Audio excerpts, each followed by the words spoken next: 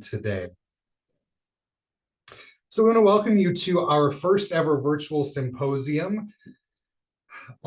We have a lot of exciting things planned today. We are so excited you're here. We have over 300 people registered for the day. There's going to be a lot of incredible learning happening, and we're excited for you to join us. I am Todd Hawks. I am the president-elect for Indiana CEC. I am also the Assistant Director of Special Services in the MSD of Wayne Township. Good morning. I am Traci Henn. I'm the president of Indiana CEC. I'm the Assistant Director of Special Services at Wawasee Community School District, which is in the northern part of the state. Thank you so much. We're so excited to be here. Just wanted to give you a little bit of background information about Indiana CEC. We do have a board of directors, people from across the state that are coming together to really help us focus on breaking down those barriers with our students. What we know right now is that learners are highly variable in their response to instruction. So whether you are considered to be a general education student, high ability, receiving special education services, everybody needs something different. So providing differentiated, individualized instruction for all students is what needs to happen. Our most exceptional learners are often our most vulnerable. We know that our students with really low incident disabilities are the ones that need the most support and often are the ones that are the most overlooked. Equity does matter when we think about ability, we think about race, we think about gender, we think about identity. All of those things intersect. And if we're not talking about providing equitable outcomes for all students, regardless of who they are, and using their strengths as part of their identity, then we're not having the right conversation. So in Indiana CEC, you will always hear equity as part of the conversation. We also know that there's often a mismatch between a child and available learning opportunities. So schools can be limited in resources, maybe they have different structures, and that goes for students who may be receiving special education services or students who are in high ability programming. There is not often the programming in schools to help push kids in the way that they need to be pushed to help them meet their goals. And so it becomes our responsibility as educators, as administrators, as support staff to help create those opportunities for students. And that's why we're here today, is to give you some valuable information and resources to be able to do that. We also know there are 7.3 million students in the United States that qualify for special education services. More specifically, in Indiana, about 182,000 students. That means that inclusion really matters for all of our students. What we know is that segregation of students based on their ability or their performance level perpetuates marginalization. It keeps students separate. It doesn't allow them the benefits of working together and growing together.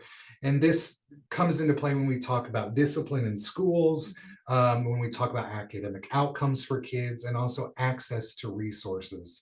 So including those students using learning in a way that's going to benefit everybody, not just the able-bodied, able-minded, and the students that perform in the way we expect them to. Inclusion does benefit everyone. It's really how the world works. We work with a lot of different types of people in all of our settings, and so it's important that we work with our students to benefit from the skills that everybody brings to the table. Students in Gen Ed benefit from students who are in special education, and students in special education benefit from working with those general education peers. What we also know in Indiana research with Dr. Cole and Dr. Murphy out of Indiana University is that students with disabilities in Indiana in high inclusion settings were 22% more likely than their peers in low inclusion settings to graduate with a Core 40 diploma. So we know that inclusion works. We just have to have the mindset, the skill set, and the tool set to be able to provide those opportunities for students. And I think, Todd, looking at that data, it just really kind of is mind-blowing to be able to see the numbers. And I hope that you're able to take our participants are able to take that information back to their school districts and share it. Absolutely. Because it's amazing. So CEC is a national organization, now the largest international organization for professionals, advocates for governmental policies, professional standards, provides professional development, helps professionals obtain the conditions and resources necessary to be able to do our jobs. They have a unit in all 50 states and Canada. And then part of that national CEC are those special interest divisions. So if you are a person who is really focusing on behavior as part of your job, then you can look at one of those special interest divisions and join them also. We also have CEC student chapters at hundreds of colleges and universities. We are going strong here in Indiana with several of our colleges and universities as well. So Indiana CEC is a unit under the national umbrella. We're dedicated to advancing the success of students with exceptionalities in Indiana, as Todd had mentioned in that previous slide. As a local CEC unit, Indiana CEC's mission is to improve through excellence and advocacy the education and quality of life for children and youth with exceptionalities and or special needs, and to enhance the engagement of their families. Traci, I have a question for you. Okay. We've been doing this together for a while now. What Yeah. is your favorite part about being a part of CEC? I think my favorite part is the networking that I've been able to gain over the last couple of years. Without Indiana CEC, I wouldn't have met you. From being in the northern part of the state, wouldn't have met people from the southern part of the state. So it really creates this dynamics that you're able to become friends with other people that are trying to have the same mission, the same passion. And then it's somebody that you can reach out to when you have those questions, because there's always questions that and things that pop up. So it kind of makes our community a little bit smaller, which has been great for me and my professional growth. Yeah, I would agree with you. So, I think, some of my favorite things are, again, the networking opportunities for us to be able to get to know each other. And I consider you not just a colleague, but a good friend now. And Traci's right. We will text each other and say, this is happening right now. Yeah. What do we do? How do you navigate this? What's going on? So we have those people to lean into. And I meet people from all across the state. And even more than that, one of my favorite things every year is the national conference. This year's in San Antonio, and we get to meet people from all across the country. We get to use our brains collectively to help solve problems and create the best outcomes for kids. Yeah. And the professional development opportunities are amazing. So not only just what we're doing here in Indiana, but that national convention, and then the CEC website, all of the free, when you're a member, all of those free resources that you have, right at your fingertips, outstanding. And really helpful. Yeah, awesome. So talking about membership, there are different types of membership. They range anywhere from $50 on up, depending on if you're doing the professional or early career. The nice thing, I think that CEC in the last 2 years, we now have paraeducator, so they can become members. Really looking at supporting our paraeducators in our buildings. So great resources there. Retired professional. If you're retired, that does not mean that you just go away and go fishing, or I don't know what you're doing, but we still need you. We need that knowledge. So definitely want to keep you in the role of mentoring our new teachers. And then that parent family affiliate is something that we have a lot of parents who are joining, who want to have that information. They want to tag team. They want to be in partnership with their schools. So many different opportunities to become a member. Awesome. Benefits of the membership. So professional development, which we mentioned earlier, discounts on books, the CEC products, the CEC annual convention and expo, which is always, it's 3 days of intense professional development, and you kind of walk away going, wait a minute, and I have all my notes in my book that I have to go back and process through all of it. It's super, just the opportunity to go and hear some of these people who have written these books, and you read their book, and then you go and you're like, I'm in awe because they're just like, wow, you are at the cutting edge of helping students. So I think it's just fantastic. Lots of webinars that they have on their site. The high leverage practices webinars are fantastic. And so, and I like them because they're engaging. It's not just kind of somebody talking, Right. but it's, it keeps you interested. It keeps you kind of on what's coming next. So I think that's great. Those evidence-based professional development opportunities, and we really have to be careful when we're looking at what best practices are we going to use in our corporations. We want to make sure that they're evidence-based. And then teaching exceptional children and exceptional children journals that you can either get, like me, I always say it's old fashioned, but I like the paper. I mean, I want that magazine in my hand so I can, cut it out and highlight it. But you can also get that PDF version too. So you get support from the CEC Community All Member Forum, which is another place to go when you have questions, which is fantastic.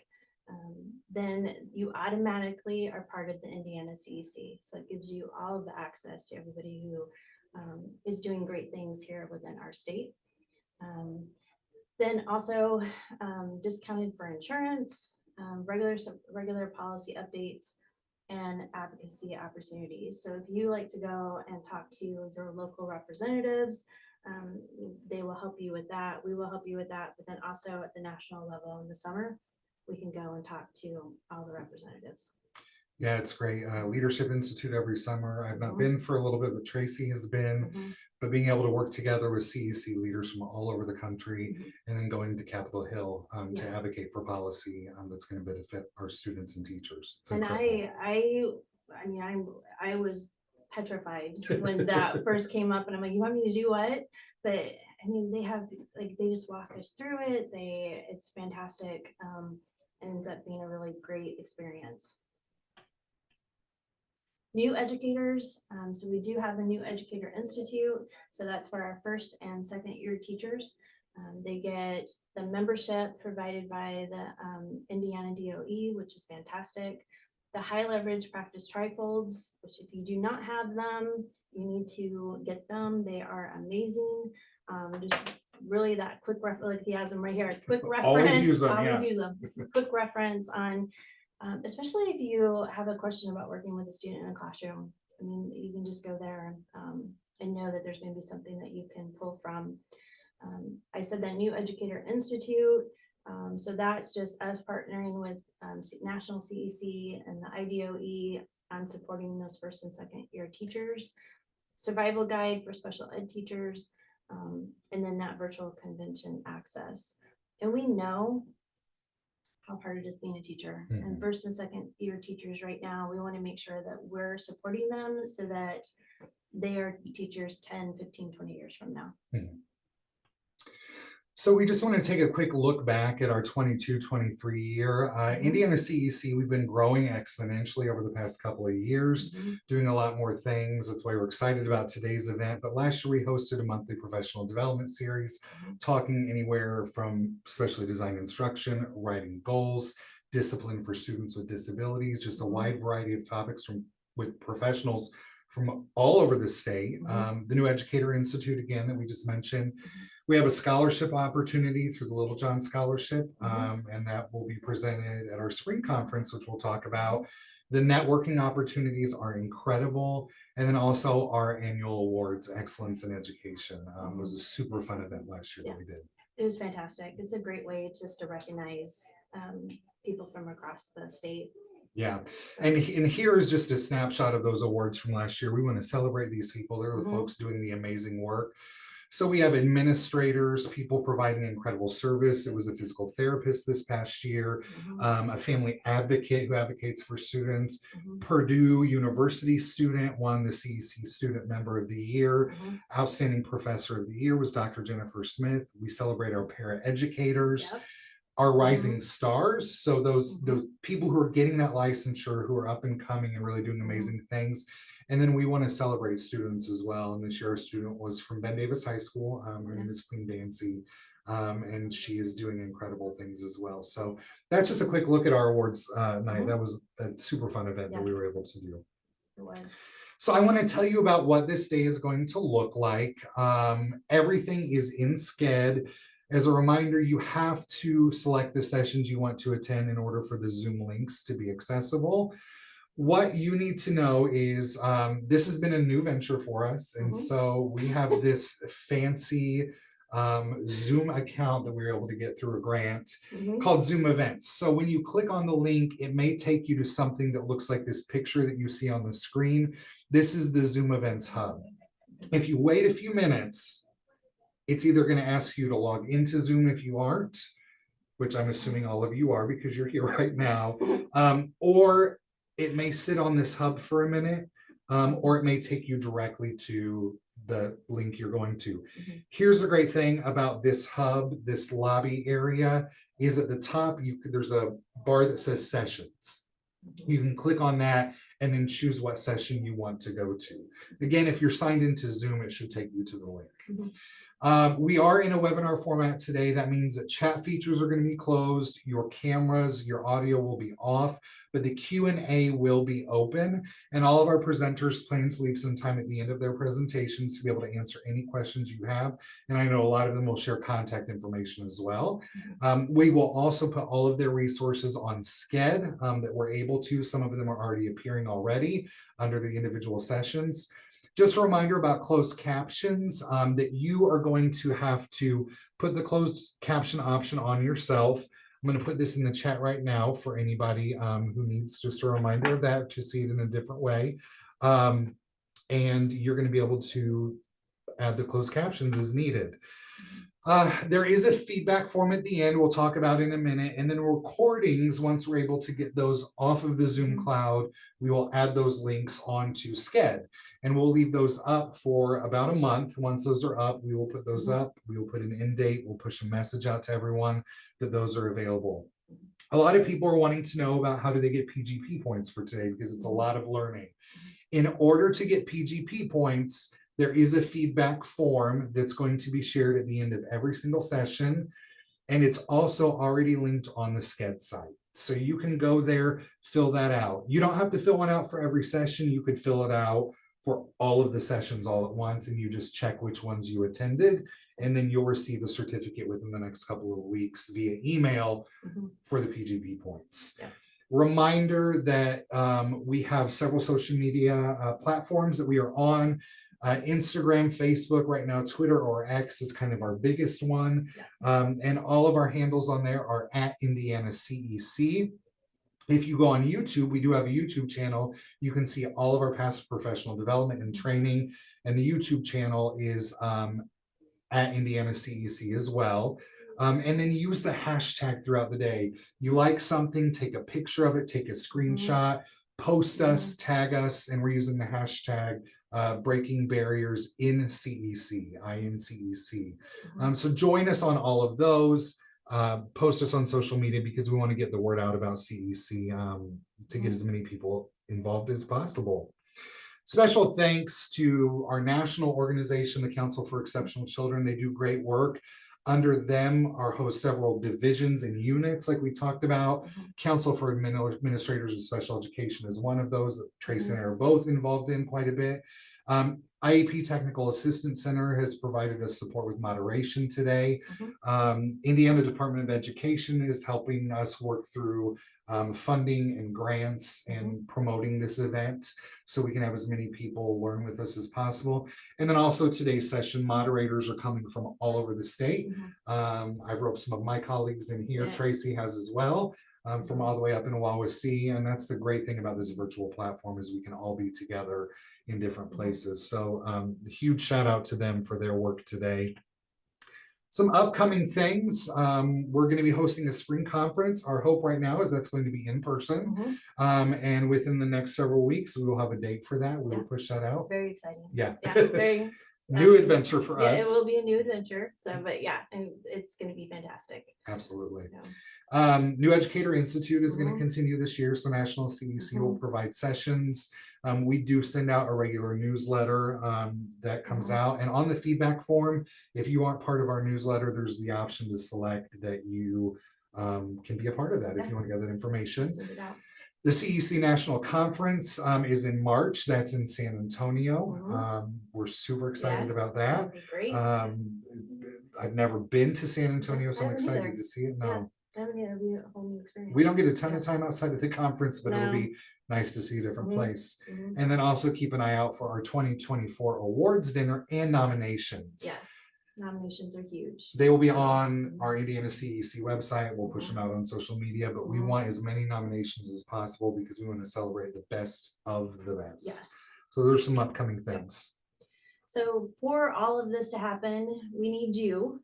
So we definitely want you to become a member of CEC and Indiana CEC. If you have any questions, you can reach out to Todd or I.